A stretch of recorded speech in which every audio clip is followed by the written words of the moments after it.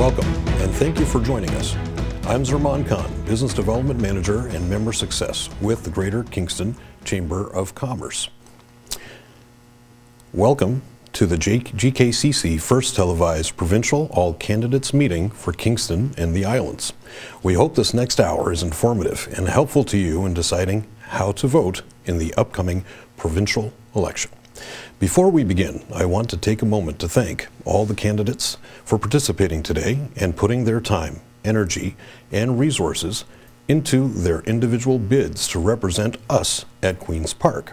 A few housekeeping notes. This discussion will begin with opening statements by each candidate, followed by a series of questions. Then each candidate will provide a closing statement. Candidates will be given 2 minutes each for their opening and closing statements, and 1 minute each to answer the questions. We have candidates from 3 of the 4 parties with us today: Mr. Ted Hsu of the Liberal Party, Mr. Zachary Taillefer of the Green Party, and Mr. Elliot Goodell-Ugald of the NDP. The order of who is speaking was predetermined by a random draw. We'd like to take a moment to thank each of you for taking this valuable time from your morning to join us. A special thanks to Cogeco, YourTV, and the Kingston Area Real Estate Association for sponsoring and hosting our debate today, without whom the event would not be possible. I would like to welcome CARIA President Mary Ambrose to the podium for her remarks. Welcome to the 2025 Greater Kingston Chamber of Commerce Provincial All Candidates Forum. I'm Mary Ambrose, and I'm the 2025 President of the Kingston and Area Real Estate Association. The association represents over 640 realtor members from Greater Napanee to Gananoque and north past Sharbot Lake. We are coaches, volunteers. You see us at community events. We're your neighbors, your friends and family. We live and work where you live. Buying and selling real estate is an intricate process. Working with a local realtor means you can be confident that you're getting advice from somebody with intimate knowledge of the local housing market. We know the comparable prices, neighborhood trends, market conditions, local issues. We live and breathe real estate. Using a local realtor is the best way to ensure your transaction is completed competently and professionally. When you're making the biggest financial decisions of your life, we have the training, experience, and negotiating know-how to help you avoid a costly mistake. No one will be able to help you buy or sell a home better than a local realtor. Housing affordability and housing supply are a big part of the conversation this election. We've been hearing loud and clear from across our region and across the country that people are concerned that home ownership is slipping out of reach. We see firsthand the frustration that today's housing market brings to those seeking to achieve the dream of home ownership. Lack of housing supply is driving up the cost of buying beyond the reach of many Canadians. More housing supply can lower prices, reduce stress, and give buyers a fighting chance. More housing supply means more opportunity. The Kingston and Area Real Estate Association will continue to stand with our community and chamber business partners to advocate for greater affordability and reducing barriers that are keeping home ownership out of reach in Eastern Ontario. Thank you to the Kingston and Area Chamber of Commerce for organizing this event, and to our candidates here today for your willingness to serve our community and make a difference. Thank you, Mary. Let's begin. My role in this debate is to pose questions to the candidates, keep us on track, and help with timekeeping as best as possible. It's now time for opening statements. First up, from the Green Party of Ontario, is Zachary Taillefer. Thank you. The cost of living is skyrocketing and is affecting everyone in Kingston. Whether it's higher grocery bills, rise in utility bills, or the cost of everyday essentials, everybody's wallet is feeling the squeeze. The Conservatives, Liberals, and NDP have had their chance, but none of them have tackled the root cause of the affordability crisis. For more than half the decade, the Conservatives have let big corporations profit while Ontarians have struggled. The Liberals, meanwhile, have sold off Hydro One, given control of energy to private sectors. That decision drives up the cost for families, and both Liberals and Conservatives have done nothing to reverse it. Big parties equal big corporation. We have to stop that cycle. The NDP talks about change, but their past policies under Bob Rae hurt Ontarians with deep and cuts to jobs. We can't afford a repeat of that. failure. The Green Party is offering a real solution. We're going to cut taxes for small business owners to help them grow and create jobs. We're going to build 160,000 affordable homes to ease the house burden for everyone. We're going to invest in clean, renewable energy bills that will create long-lasting jobs. The biggest problem that we've seen is that we've had years to build in. The Green Party has been talking for years to invest into local energy grid. We're all worried about what Trump's going to do next because we haven't invested into Canadians, in Ontarian products. Other parties put corporations and policies first. We put people first, and we can do that because Greens don't whip votes. Our consumption needs to come first. That means you are the boss. We don't whip votes. You are the boss, not some party leader in Toronto or corporation chasing their own special interests. Today, you'll have a chance to listen to all the parties, except the Conservatives, because they think your vote is just guaranteed. They are not worried about losing here. So take an option to hear the NDP, Conservatives, and Greens, Liberals and Greens, sorry. All right, thank you. Next, we have Ted Chu from the Liberal Party. Well, thank you, Zerman. And I will start by thanking the Chamber of Commerce and its partners for sponsoring this debate today. So here we are with the only province in Canada that's having an election, supposedly against getting ready to fight Donald Trump. But we have Donald Trump attacking Canada economically. And we need, beyond just being unified and buying Canadian, we need people in Ontario who make and do things that other people need, that Americans need. That strength, that economic strength, that productivity is our ace in the hole if we want to deal with the tariffs and Donald Trump. We're here to talk today about how the Doug Ford government has failed in the province's role in guaranteeing that economic strength. It starts with a healthcare system that works. We don't have one. Doug Ford has failed. Homes that people can afford, being able to heat houses and put food on the table in an affordable way, getting a good start in life with an education system that's working and not plagued with violence and disruption, and not having enough adults in the classrooms. All these things, if they're working properly, help our economy and our people prosper. I'm going to try to convince everybody today that I'm the person that is best to represent Kingston and the Islands and to push the Ontario government, no matter what party is the government, to push the government to make the people and the economy of our province strong, and to be a clear, loud, strong, articulate voice for Kingston and the Islands. Perfect, thank you, Ted. Next, we have Elliot from the NDP. Cool, thank you. First, I want to acknowledge that we are conducting this debate from the homelands of the Haudenosaunee Confederacy, as well as that of the Anishinaabe peoples, who have catered and taken care of this land for time immemorial. Secondly, I want to note that you might remember about 40 years ago when Brian Mulroney spoke about something called trickle-down economics. This was the idea that if we cut taxes on wealthy individuals, they will create more jobs and everyone will prosper. Instead, we have seen the opposite happen. Over the last 40 years, the rich keep getting richer and the working class is under assault. The income paid to executives keeps climbing, and so does demand for food banks. Just last week, the City of Kingston declared a state of emergency, saying 1 in 3 Kingstonians are struggling with food insecurity. That is unacceptable. A $200 bribe from Doug Ford is not going to fix that, but neither will electing the Liberals. We need to change direction entirely, and that's why I'm here.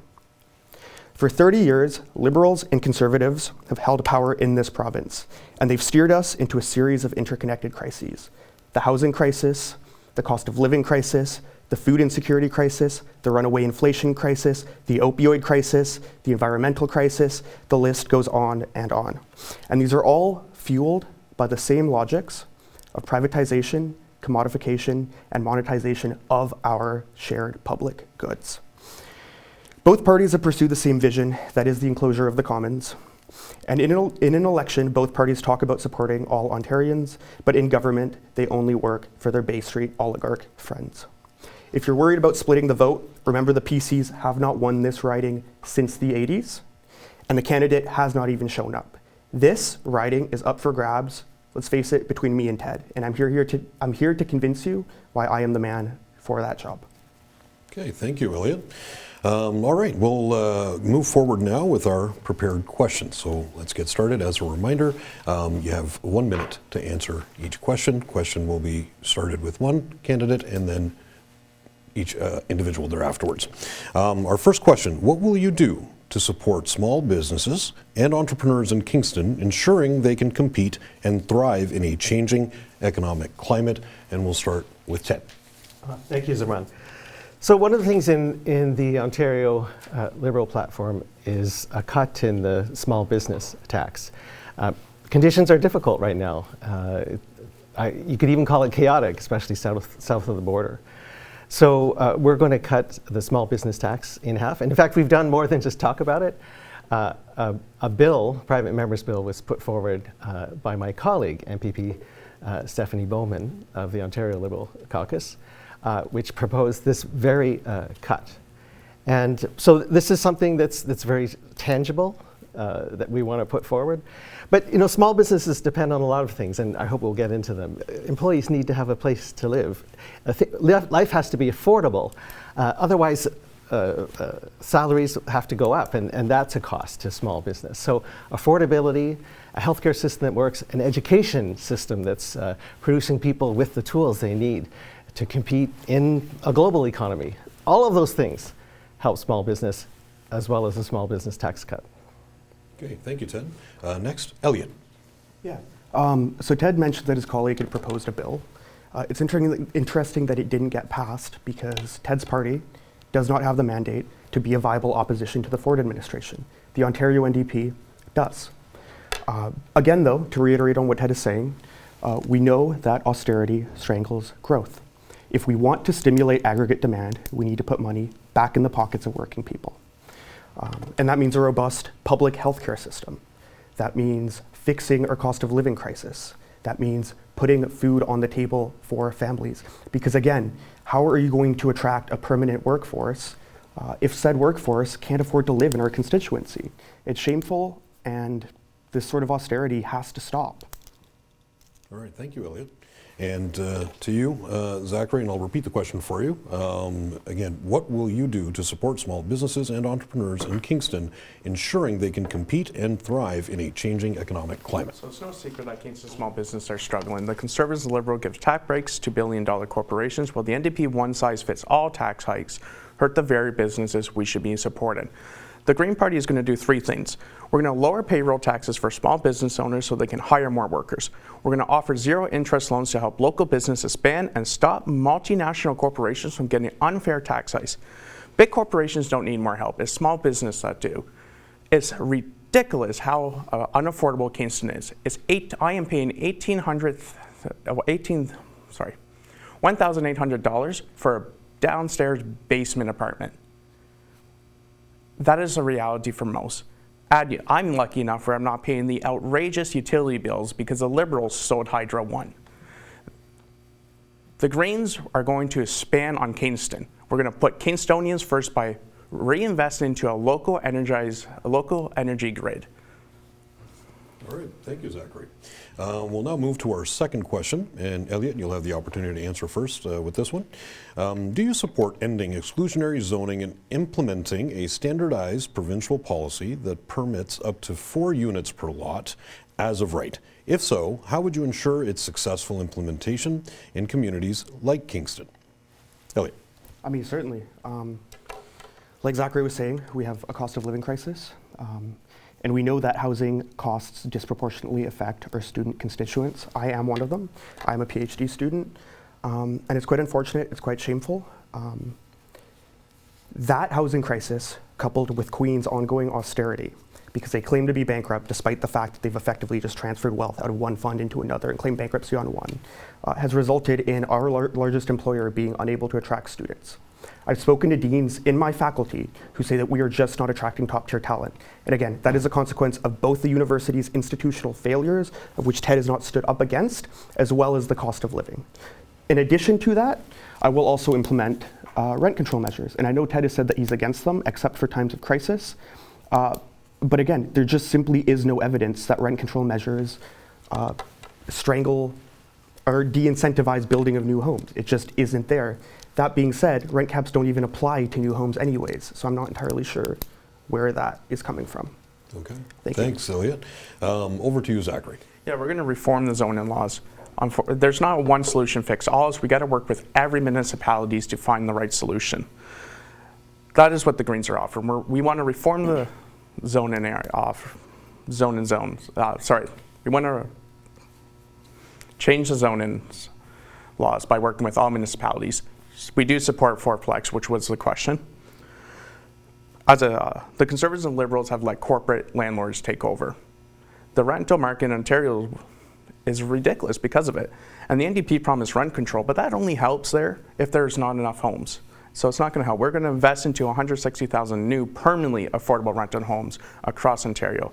We're going to create a rent-to-own program to help 40,000 households and transition to ownership. We're going to stop big investors from buying up homes meant for families by imposing a 20% speculation tax on corporate landlords buying single home use. How many of us have corporate landlords buying up a single home, family home beside us?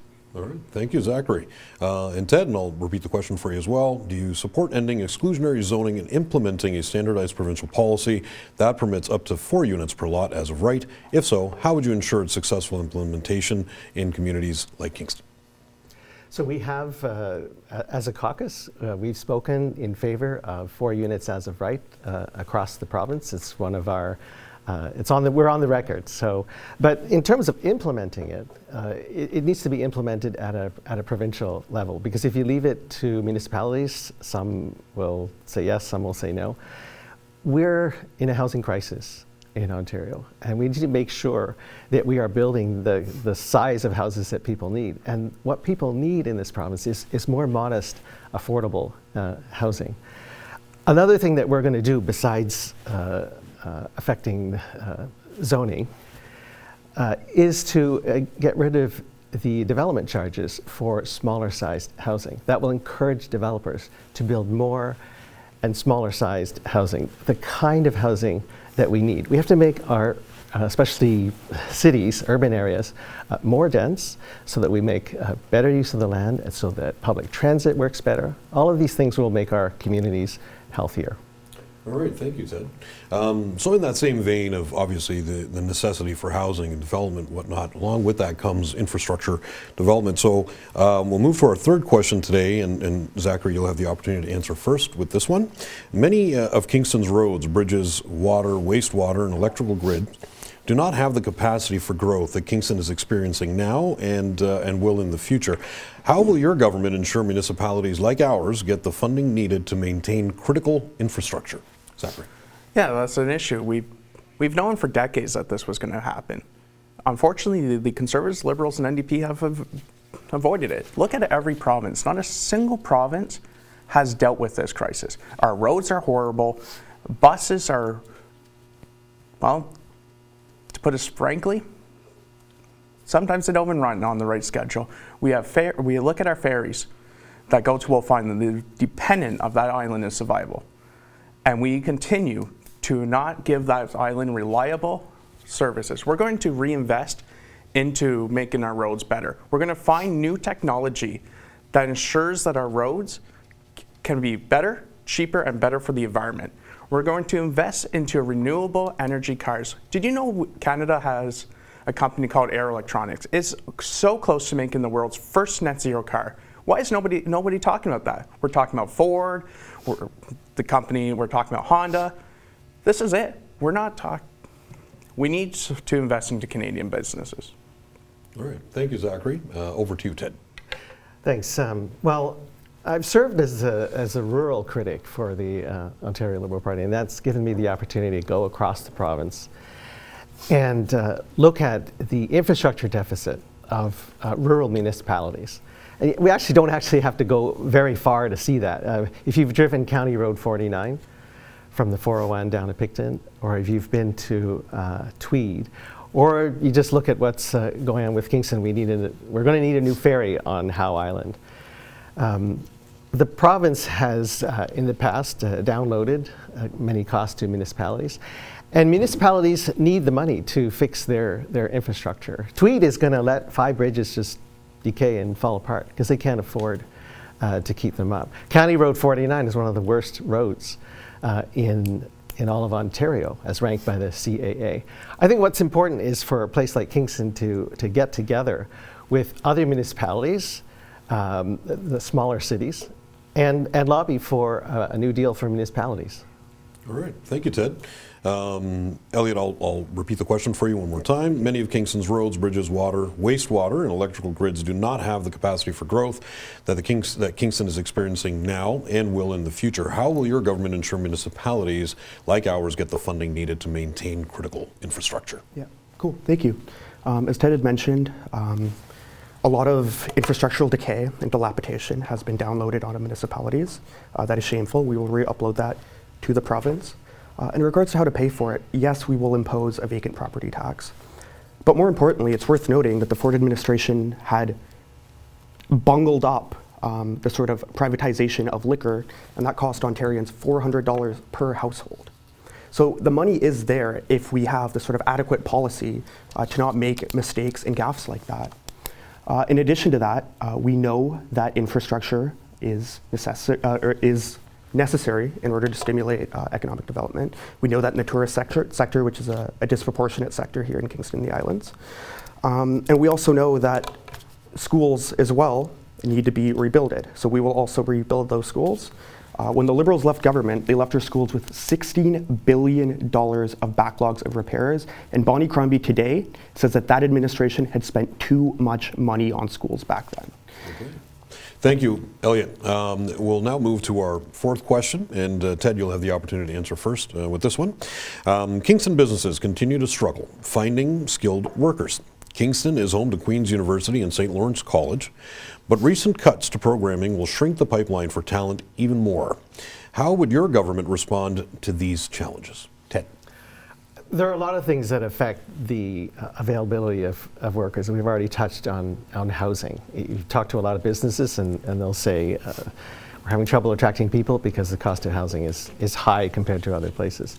But when it comes to our post-secondary institutions, this government, the Ford government, has underfunded post-secondary institutions. They cut tuition, and then they didn't reimburse the universities and colleges. They haven't corrected funding for inflation. And so there's also the issue of international students. And so we see St. Lawrence College cutting programs. And I remember having a conversation with the president of St. Lawrence College who said, just wait, when this happens, businesses are going to be hurt. We're going to be short all sorts of skilled workers. The healthcare sector is going to be hurt. And it all comes, all of this is related to underfunding and reliance on tuition paid by international students, underfunding our post-secondary system, and that's on the Ford government.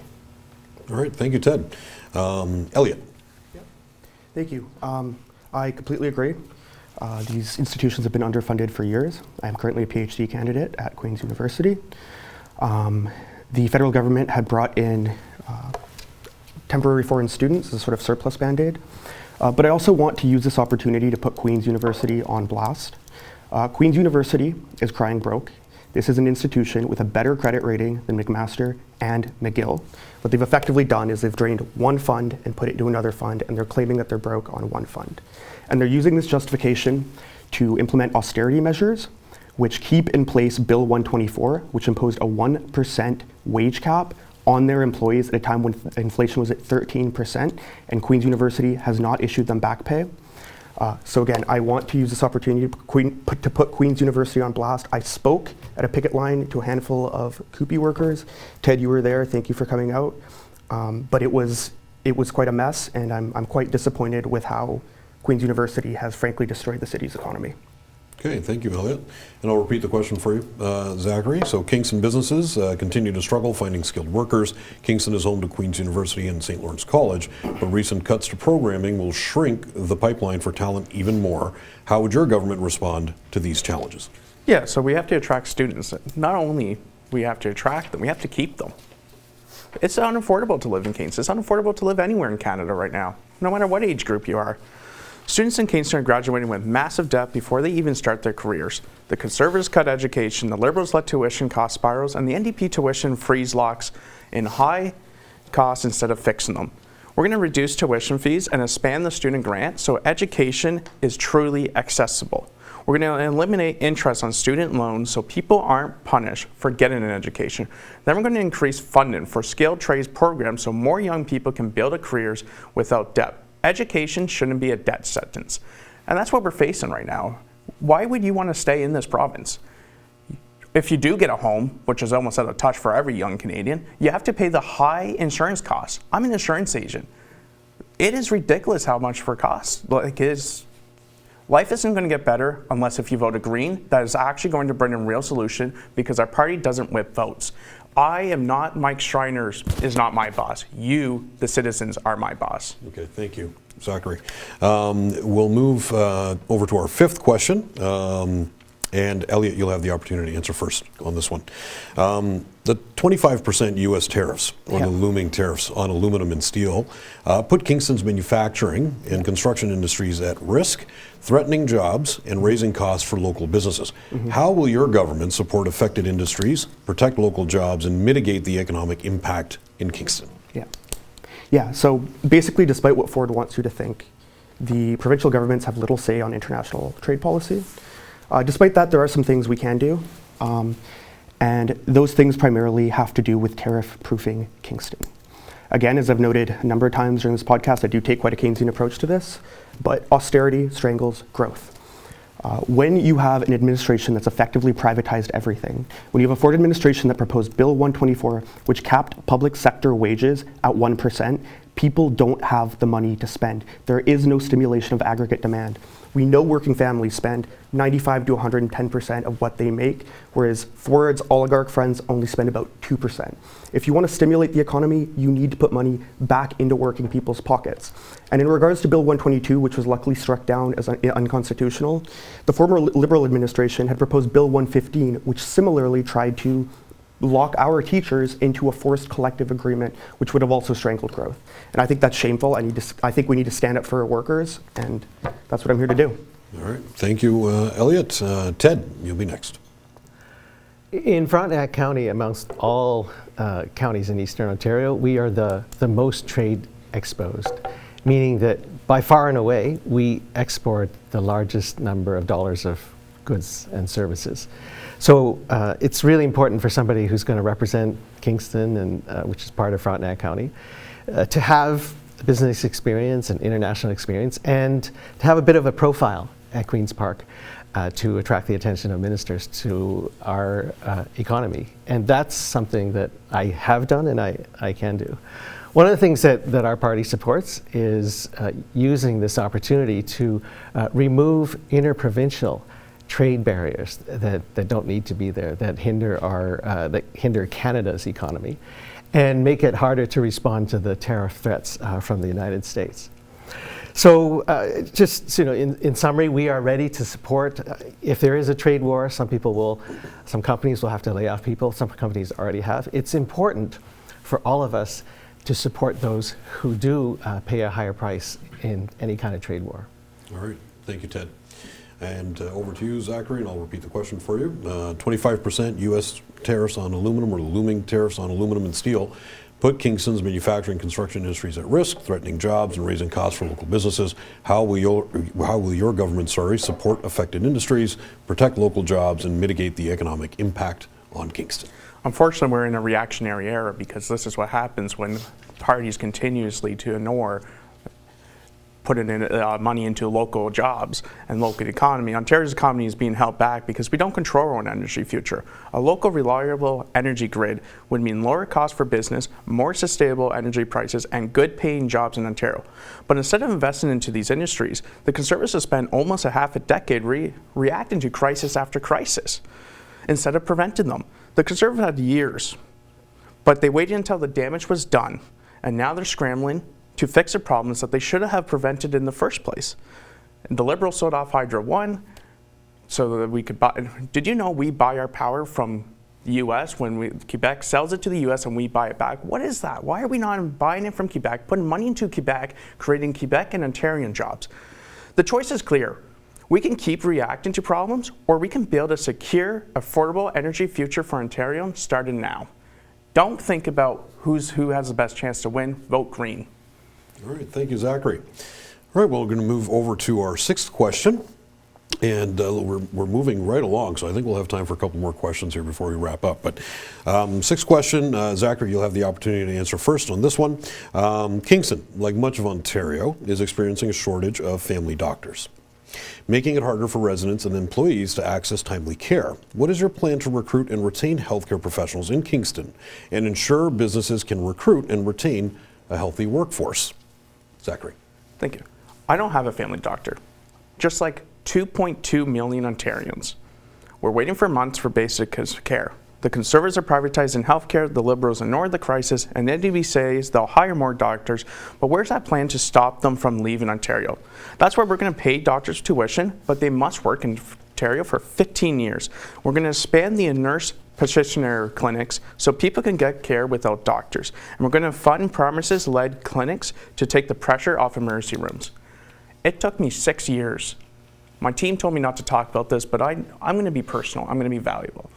It took me 6 years of dealing with seizures. I didn't get the proper health care until I fell off the ladder at a job, and then it took me another year to even get a diagnosis. This is a reality for most, and I'm young, so I can survive a fall off a ladder.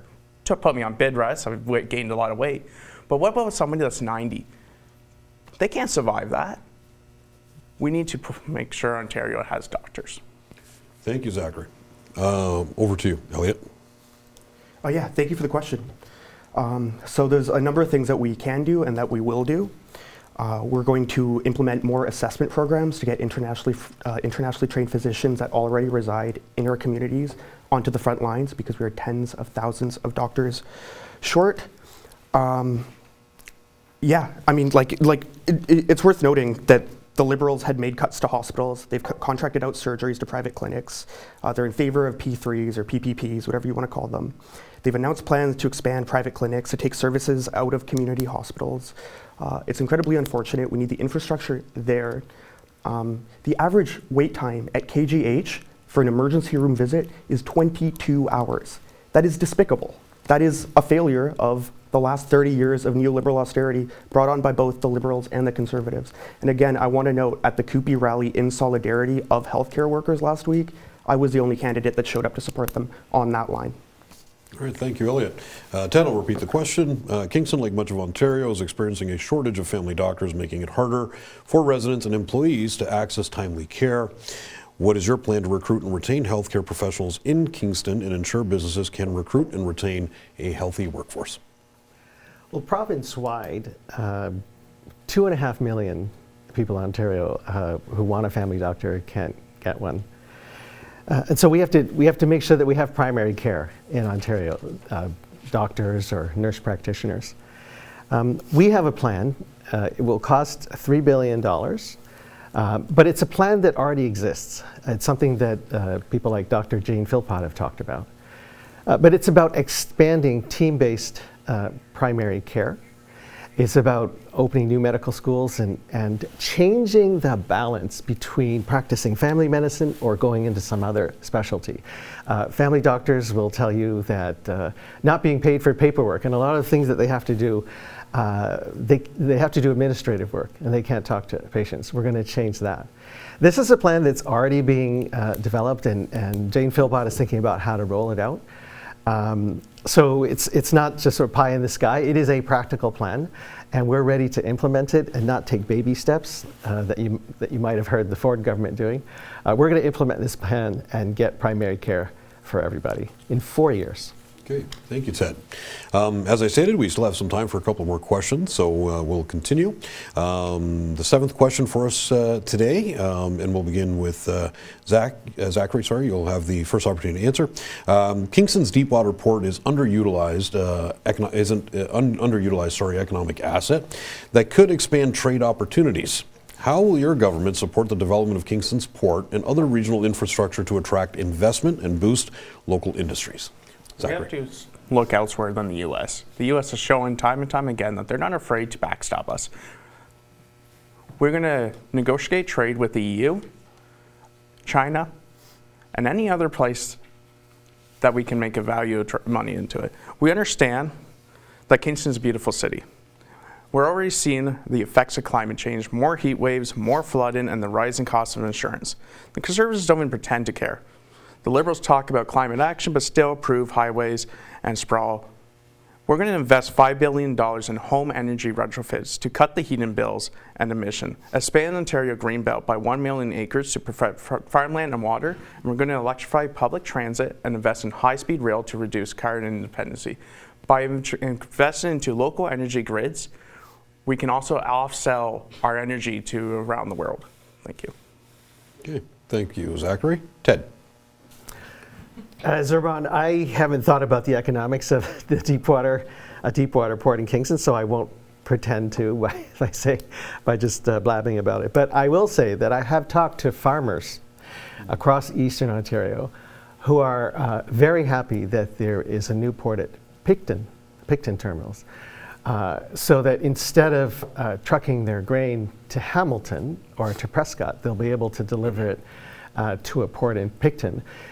This kind of infrastructure development saves them a lot of money in transportation costs. It reduces their use of fuel, first of all, and it just reduces the wear and tear on the 401 to be able to ship it to a nearby port. Maybe that's part of a business case for a deepwater port in Kingston, but not having studied it and not knowing what proposals are out there, I won't comment. Except that I know that a lot of farmers are happy that there's a deepwater port that can handle their grain in Picton.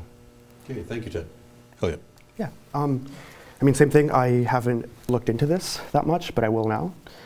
But again, I will reiterate, austerity does strangle growth, but so does privatization, right? We've seen what the Ford administration does. They gut our social services, they gut our social infrastructure, and then they point and they say privatization is the only solution.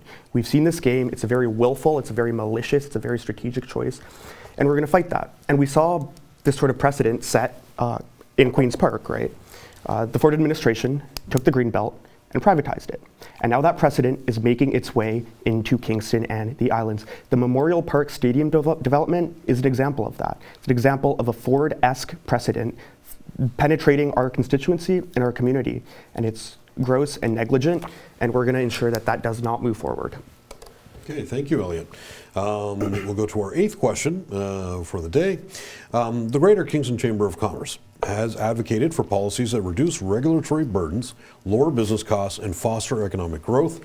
What concrete actions will your government take to support Kingston's business community and ensure long-term economic prosperity? And we'll start with Ted.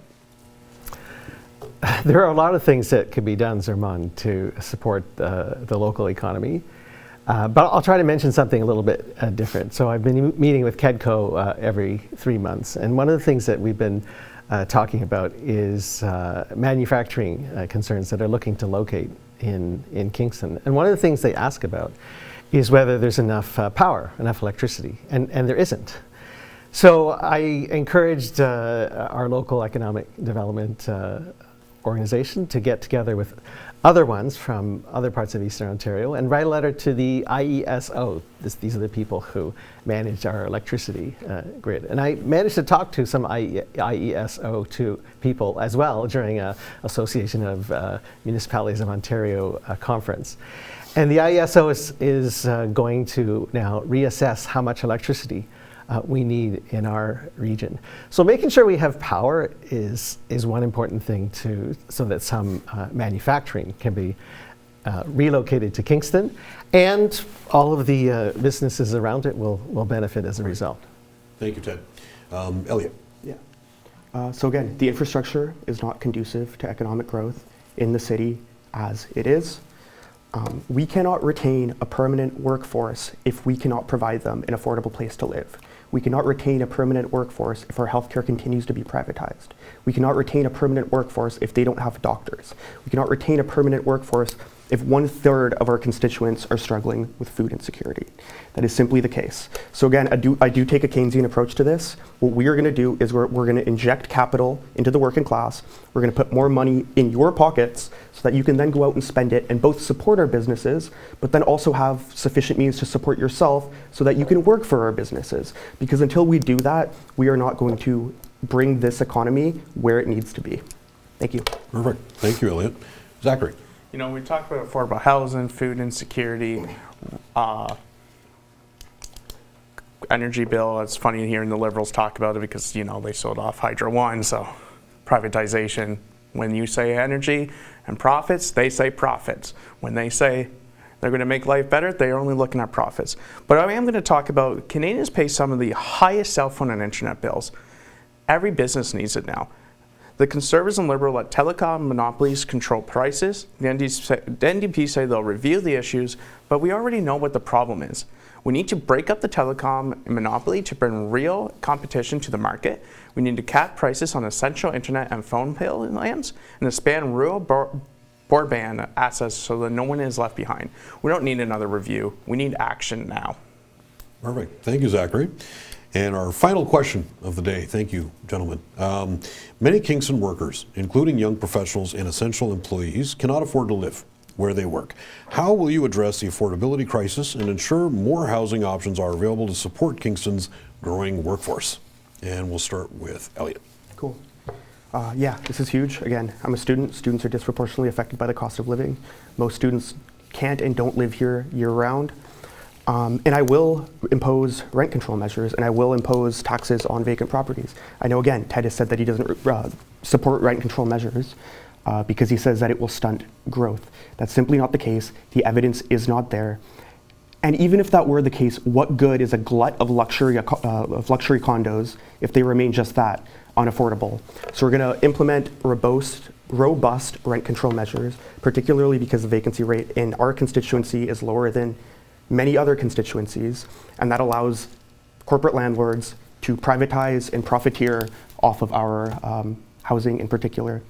I think it's also worth noting that Mr. Ted Shu was the executive director for Mortgage Stanley Japan, selling mortgage-backed securities in the lead up to the 2008 crisis. You are in many ways the progenitor of the situation we find ourselves in today. And you have proven when it comes to housing, you have put profits over people. Thank you. Thank you, Elliot. Ted. I don't know if I should answer the question or answer the previous comments. Look, Elliot, you should do your research and don't make up stuff about what I was working on. It's on your LinkedIn. No. I nothing. Anyways, We'll let Ted answer the question. It's not the same thing as what you said. And I'll also say that our position, the Ontario Liberal position on rent controls, we're going to bring in phased-in rent control, just like the NDP government in Manitoba, which balances incentives to build more housing with protecting people with large increases in the cost of housing. If I have 30 seconds, maybe I'll try to answer the question. But I have a vision of a community that has denser housing, better public transit, that preserves our green spaces because we're not sprawling into those green spaces. I think having a vision like that is the direction that the province needs to build stronger, more sustainable communities. The things we need to move into the future. Thank you, Ted. Thank you, Ted. Zachary. Thank you. Well, it's no secret, corporate landlords are taking over. Rent control is not going to be enough. If there's no homes to rent, what good is rent control when we're all living in the tents on the streets? And then what? We're going to wait for the mayor to kick us off? We need to invest the Green Party will invest in 160,000 new permanent affordable rental homes across Ontario by reforming the zoning laws so then we can build more homes. We're going to make it cheaper and more affordable to buy Canadian products to build these homes and cut down on the red tape that the NDP supports and the bureaucracy that is stopping so many landlords from being developers, to build up these units. But we also need to deal with the cost of groceries. We need to break up the grocery monopoly so one or two companies can't control the prices, ban price gouging on essential food to stop unfair marketplace, and invest in local food production so Ontario relies less on costly imports, and by eliminating the tax on locally produced food and beverages. Okay, thank you, Zachary. All right, that concludes all the questions, and thank you all very much. Let's now move into the closing remarks, and we'll go ahead and start with Zachary for your closing remarks. And as a reminder, you have 2 minutes for your closing remarks. Please go ahead. I'm running because I'm sick of politicians putting party ahead of us, their community ahead of us, profit ahead of us. The Green Party is the only party that doesn't whip votes, meaning I will always put Kingston first. Not my party boss. Greens believe that voters are our boss, not some guy out in Toronto that has no clue what is facing Kingstonians. Conservatives have been in power for more than half a decade, and life has gotten only harder. More privatization, more cuts, and more expensive housing, not to mention the corruption. It is any wonder that their candidates won't even show up to debates. They don't want to defend what their government has done for the last half a decade almost. The Liberals are the incumbent here. They've had years to fix affordability in Kingston and failed. Let's not forget they're the same Liberals who sold Hydro One in 2018, making electricity more expensive for everyone. They have a PhD in ripping off Ontarian voters. The NDP talks about affordability, but we've seen what the NDP government looks like. Just ask anyone who lived through the Bob Rae years. The NDP stands for no different party. They're just the Liberals with the orange as a color. The Green Party has real, practical plans to make life affordable again. We're going to lower grocery bills by breaking up monopolies. We're going to build 160,000 affordable homes, and not just cap rent, and homes are going to be only for Canadian citizens. We're going to cut taxes for small business, not raise them, and we're going to pay for doctors' tuition, but they must work in Ontario for 15 years. Kingston deserves better than the same old parties making the same old mistake. Let's build a future that actually works for people. Look at Wolf Island. They don't have a ferry service that is working, that is reliable for them. Their parents are taking their students so then they can go over to Kingston because it's unreliable. They don't want their kids being left there and they can't get back over to the island. We need to make sure these ferries service are actually working. Thank you. Thank you, Zachary. Over to you, Elliot. Cool, thank you. The bottom line here is we cannot afford to let our healthcare continue to be privatized, and we cannot afford to let our housing remain unattainably high. Right now, 1 in 3 Kingstonians, like I mentioned prior, struggle with food insecurity, yet both Conservative and Liberal governments propose Band-Aid solutions. They won't solve the problems. We know that austerity kills, and we know that Kingston deserves better. I also want to speak, because I've gotten this canvassing a lot, to the voters that think that I will split the vote with Ted, and that will result in a PC victory. The PCs have not won here since the 80s. Their candidate has been scrubbed off of social media and scrubbed from the internet and has not agreed to participate in any of our debates. The PCs will not win, so if you want to vote for better than mediocre policies, vote NDP. Thank you. Thank you, Elliot. All right, again, thank you to each of the candidates, and we'll now conclude. Sorry, my apologies. Oh, sorry, Ted, my apologies, please. My apologies, go ahead, Ted. So this election is about, it's a referendum on whether Doug Ford has taken care of the provincial responsibilities. And if you're a business member of the Chamber of Commerce, you need these things to be taken care of. A healthcare system that works to keep people happy, healthy and happy. Housing that's affordable, a home that's affordable for your employees, that's close to work. An education system where teachers are not worried about violence, and that you have enough educational assistance to give the kids, allow them to learn and to be able to contribute as much as possible to society and to the economy.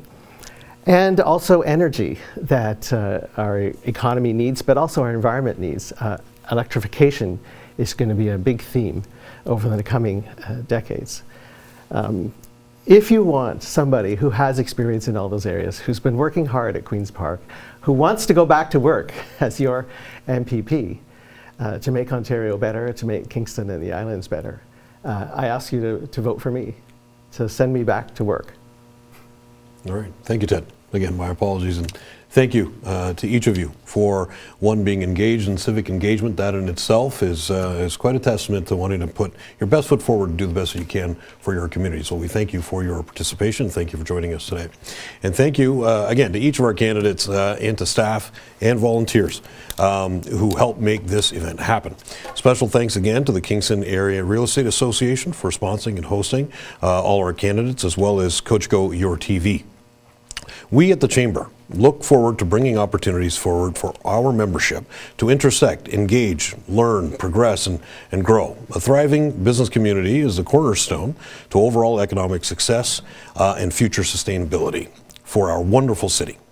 Be sure to join us on February 20th at our Economic Outlook event with keynote speaker Mr. Stephen Tapp, Chief Economist and Senior Vice President for Research, Data and Analytics for the Canadian Chamber of Commerce. Critical insights during critical times, considering the looming tariffs and overall impacts. And finally, thank you to each of you for tuning in and joining us to gain a better understanding as to the candidates, their parties, and how they intend to work for all of us. We hope this has helped you in making your voting decision on February 27th. And we hope you'll join us for future Chamber events.